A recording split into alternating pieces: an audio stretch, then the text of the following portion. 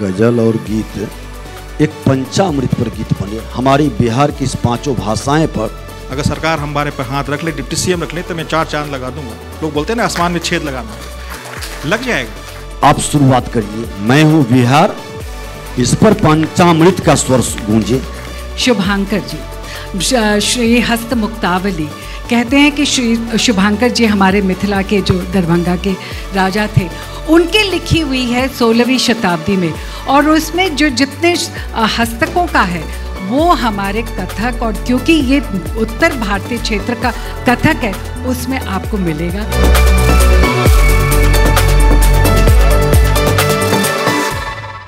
मैं मानिए deputy CM से बातें करना चाहूँगा। सर, मैं सर से खाली मुखातिब होना चाहूँगा। सर, हम लोग पटना में अच्छा काम कर रहे हैं सर के निगरानी में, और मैं चाहूँगा सर कि हम लोग को बुलाया जाए। पटना में अजित प्रधान सर भी काम कर रहे हैं आर्ट एंड कल्चर में, तो जो प्राइवेट संस्था है सर उसको ज़रूर बुलाएं, उनसे बातें करें, उनको जोड़ें, उनको अलाइन करें, और इंशाल्लाह मैं वादा करता हूँ सर कि और 4 चांद लगाएंगे सर हम लोग, क्योंकि सरकार के साथ काम करने का उनका आशीर्वचन मिलता है तो आदमी और मजबूत होता है। मैंने आपके साथ सर काम किया था, आर्ट एंड कल्चर का सुजात खान आए थे, लेकिन कुछ फिर कमी रह गई, तो मैं चाहूँगा सर आपका आशीर्वाद मिले। डॉक्टर साहब हमारे प्रेसिडेंट हैं, तो थोड़ी तकलीफ़ हो जाती है, इंसान अकेला हो जाता है। वो लाइन तो अच्छी है, बताएंगे मंजर साहब कि चले थे जाने अकेले, लेकिन कारवां बनते गया, तो आज कारवां बन गया सर। मेरे आने वाली जो कड़ी है सर बहुत अच्छी है, उसमें एजुकेशन की बात होगी, स्पोर्ट्स की होगी, यूथ की होगी, स्टार्टअप की होगी, वोमेन की होगी। सबसे अच्छी जो टॉपिक है सर वो जनवरी में हम लोग करेंगे, मेडिकल की। डॉक्टर रवि सर से बात हुई है, डॉक्टर संजय सर से। रोड सेफ्टी सर, काफ़ी मौत हो रही है सर बच्चों की, 85% लोग मर रहे हैं सर। बड़ा चिंतन का विषय है और चिंता का भी विषय है। बिहार को इन्होंने कहा कि मैं हूँ बिहार। कौन सा बिहार?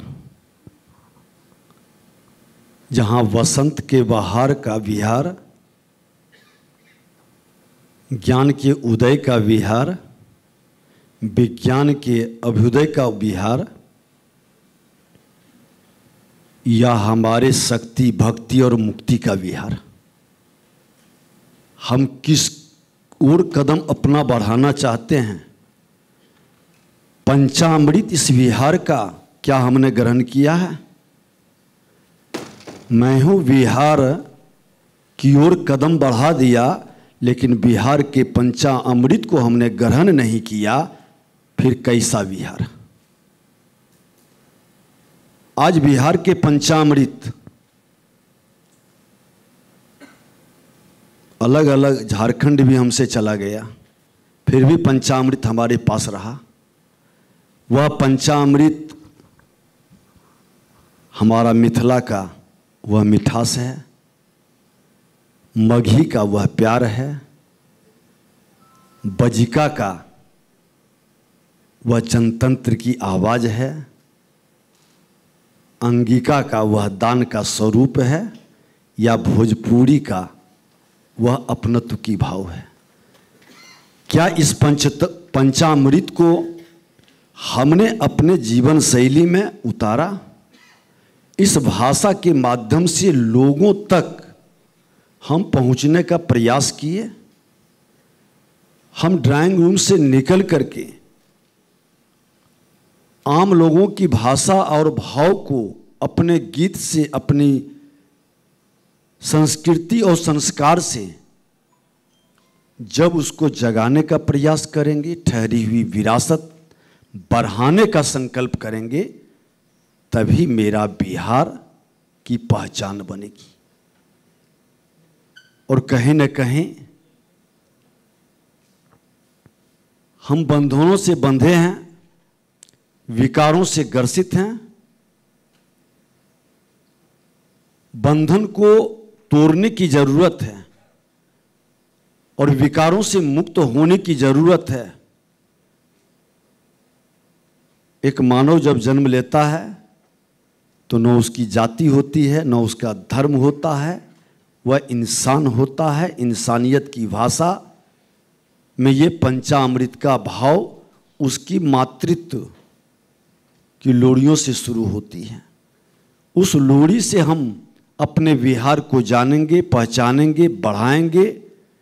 और जिस कला की बात कर रहे हैं, ये कला कल की बात करता है, बीते हुए कल की या आने वाले कल की। कला बीते हुए कल की बात कर रहा है या आने वाले कल की बात कर रहा है?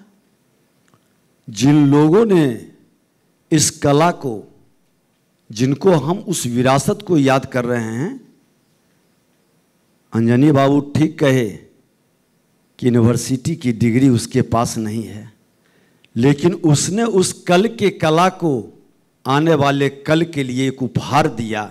हम क्या दिए?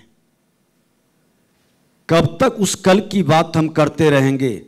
आने वाले कल की बात के लिए हमने कितनों को तैयार किया? हमने अपनी विरासत बढ़ाने की क्यों कल्पना नहीं कर पाते हैं?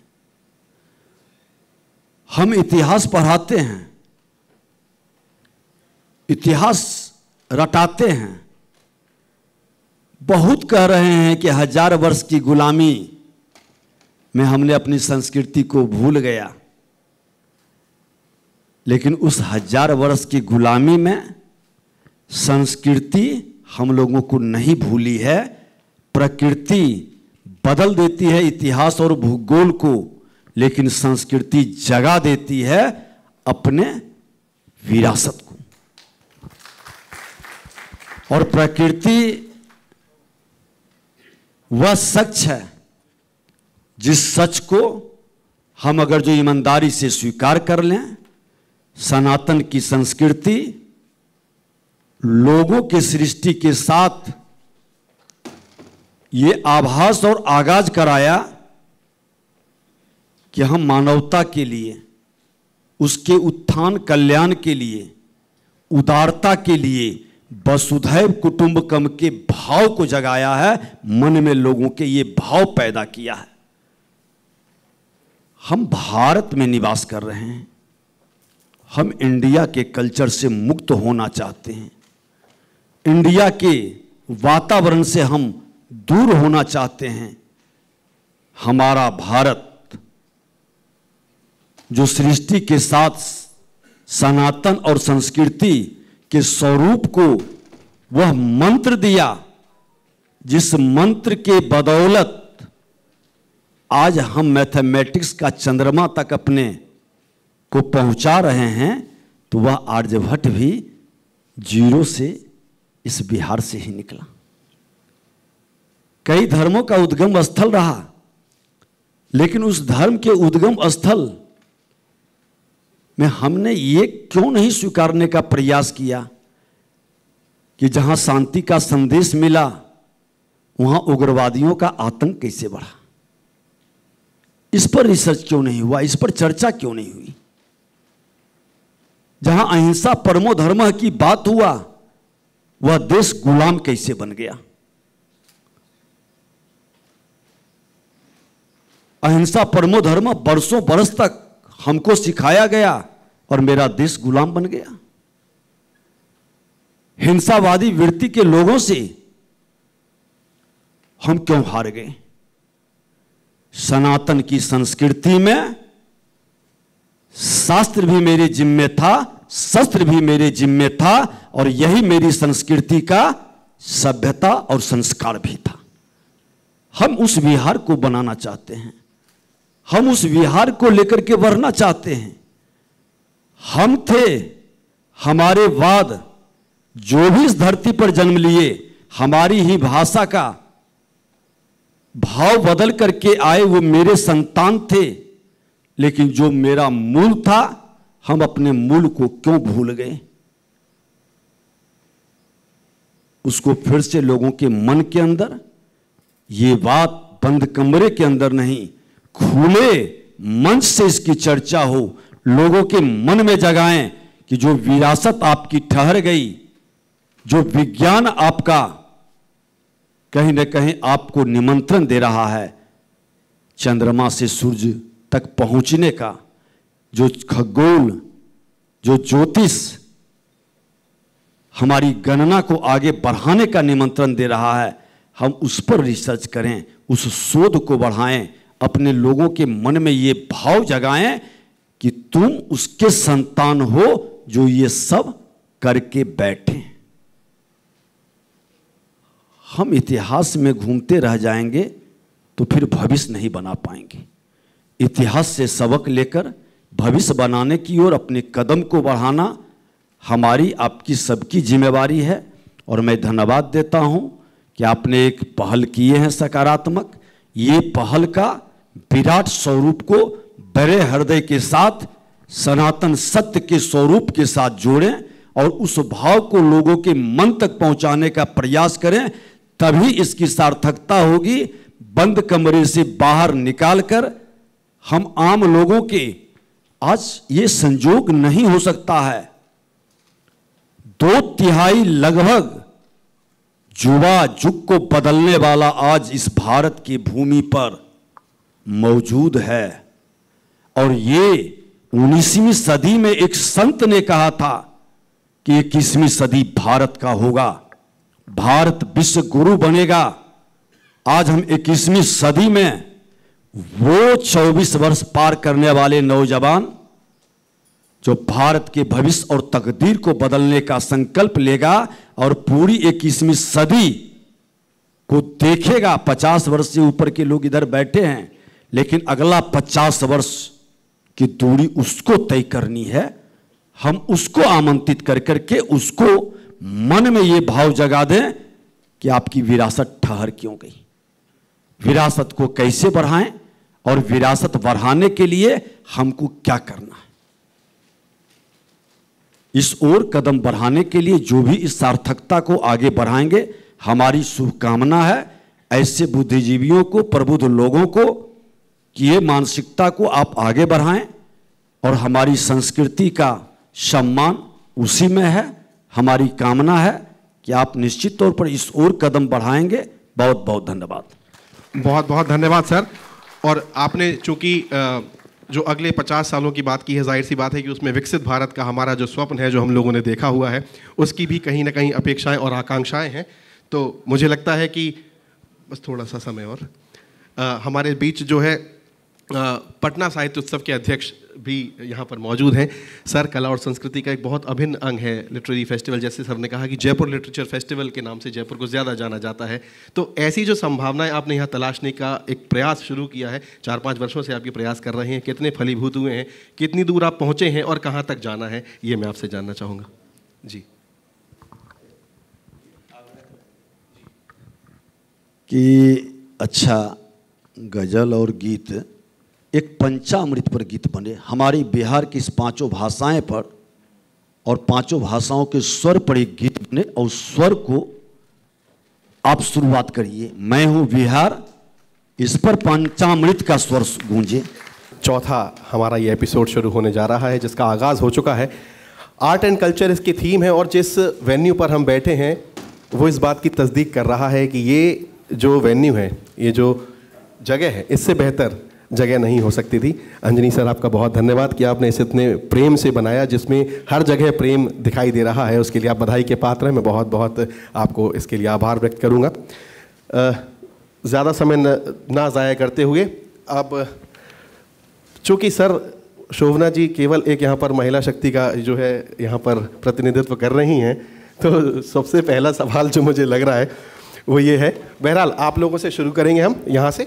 ये अपने 2-2 मिनट यहाँ सभी के पास हैं। आर्ट और कल्चर के बारे में हम यहाँ जानना चाहेंगे। ब्रीफ करें, आपका क्या व्यू पॉइंट है। आप खुद चूंकि एक स्थापित कलाकार हैं, किसी परिचय की आपको आवश्यकता नहीं। पद्मश्री शोभना नारायण जी का एक बार हार्दिक स्वागत, अभिनंदन। देश विदेश में आज अगर बिहार की धरा जानी जाती है तो उसमें इनका नाम शामिल होता है। मैं आपसे जानना चाहूँगा कला और संस्कृति के बारे में और बिहार के परिप्रेक्ष्य में आपके क्या विचार हैं। 2 मिनट आपसे। नमस्कार सभी लोगों को।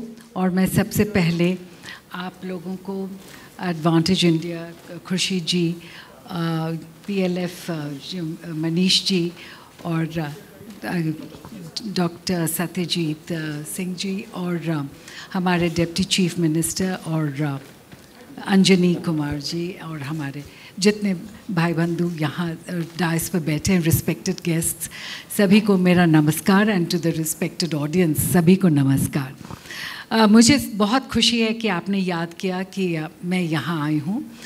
जहाँ तक बिहार और कला का सवाल है, I'll just come straight to the point। बहुत ही यहाँ जो जिस तरह की रिचनेस है वो शायद हम खुद पहचान नहीं पा रहे हैं। बहुत ही रिच धरती है और कला संस्कृति से समृद्ध है। और जैसे एक संस्कृत में कहावत है, किसी ज़माने में था कि और वो यहाँ के लिए लागू था, साहित्य संगीत कला वहीना, साक्षात पशु पुच्छ विषाणहीना। और यहाँ बिहार में संगीत, साहित्य और कला का विशेष आपको सम्मेलन मिलेगा। और वो जाहिर है, अभी कुछ ही देर पहले जब हम यहाँ इस ब्यूटीफुल मौके पर यहाँ बैठे हैं बिहार म्यूज़ियम, मैं सोच रही हूँ कि बिहार म्यूज़ियम और पटना म्यूज़ियम, यहाँ जितने, अगर मैं एज अ डांसर मैं देखूँ तो मुझे यहाँ से बहुत कुछ मिला है। अपनी संस्कृति और अपनी हेरिटेज के बारे में इतनी जानकारी मिली है कि जो नरेटिव्स जो अभी आप देख रहे थे यहाँ स्क्रीन पर कि किसी ने कहा कि हमारा नरेटिव बदल गया, सचमुच यहाँ की नरेटिव जो है बदल जाएगी अगर हम खुद इसको तवज्जो दें। और यहाँ मैं सभी लोग, हम लोग, सबसे पहले मैं कहूँगी कि अगर स्टैंडिंग मॉन्यूमेंट्स हैं तो जो मंदिर है वो सिर्फ 1000 वर्ष पुराने हैं, लेकिन उसके पहले मौर्य काल और गुप्त पीरियड के बहुत अवशेष और स्कल्पचर्स यहाँ मिलेंगे। और इम्पॉर्टेंट चीज़ है कि मौर्य काल के जितने स्कल्पचर्स हैं 3 डायमेंशनल है, तो आपको बहुत कुछ यहाँ मिलती है। और जहाँ तक नृत्य का सवाल है, शुभांकर जी, श्री हस्त मुक्तावली कहते हैं कि श्री शुभांकर जी हमारे मिथिला के जो दरभंगा के राजा थे, उनकी लिखी हुई है 16वीं शताब्दी में। और उसमें जो जितने हस्तकों का है वो हमारे कथक, और क्योंकि ये उत्तर भारतीय क्षेत्र का कथक है, उसमें आपको मिलेगा। लेकिन दुर्भाग्यवश हम ही नहीं जानते हैं, और वो और भी स्टेट्स उस पर को अपना लिया है और या अपना। तो इस तरह से अगर हम देखें कि यहाँ इतनी मटेरियल है, अगर हम इस पर और Bihar museum, Bihar cultural tourism पे फोकस करें। एक फेथ टूरिज़्म है कि जो हम जहाँ तक गया और वगैरह का सवाल है, लेकिन साथ ही साथ इस तरह के एस्पेक्ट्स पर अगर हम उसको एक केंद्र बना दें और उसके टूरिज़्म करें तो शायद उसमें डेफिनेटली डिफरेंट एस्पेक्ट्स जो है हम उसको उभार कर लाएंगे। साथ ही साथ एक और है कि गया की बात जब मैंने छेड़ी तो कथक गांव, कितने लोग जानते हैं कि कथक गांव भी है यहाँ, कथक नामक गांव है। और जो सेंसस ऑफ इंडिया में कथक नाम के गांव का सेंसस ऑफ इंडिया में है, हमारे यहाँ तो वो गांव छोटे हैं तो वो अंडर 5000 में वो आ जाते हैं, लेकिन वो ईस्टर्न यूपी जो बॉर्डर पे है वो है।